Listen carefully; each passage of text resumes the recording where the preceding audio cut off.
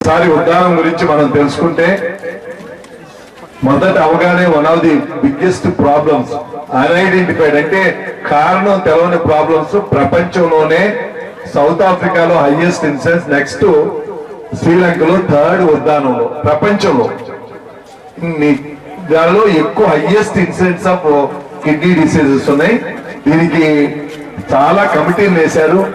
దాంట్లో వేసిన ఎక్స్పర్ట్స్ పనిచేసిన కమిటీ హెడ్స్ ఇప్పుడు మన వైస్ ఛాన్సలర్ రవిరాజ్ గారు కూడా అప్పుడు పనిచేశారు. ఇది ఇతిమిత్తంగా కారణం అని తేల్చలేకపోయారు.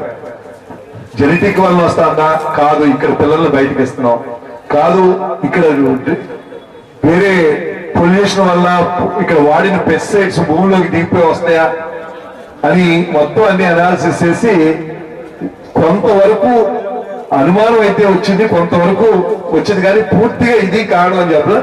నీళ్లలో సిలికా ఉండబట్టి సిలికా ఉంటే కిడ్నీ చెడిపోతాయి అనే దాంతో ఉంది, కానీ ఇంకా క్లియర్ గా ఐడియాస్ రాలా.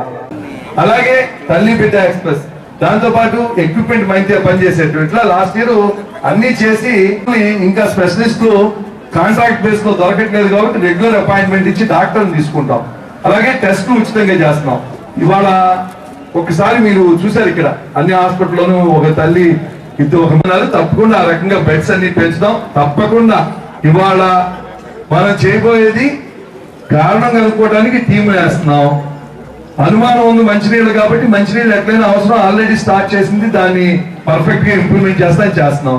ఎర్లీగా డయాగ్నోస్ చేసి ఆ జబ్బు వ్యాధి పెరగకోకుండా ఉండడానికి ఇవాళ టీములు పంపించాం.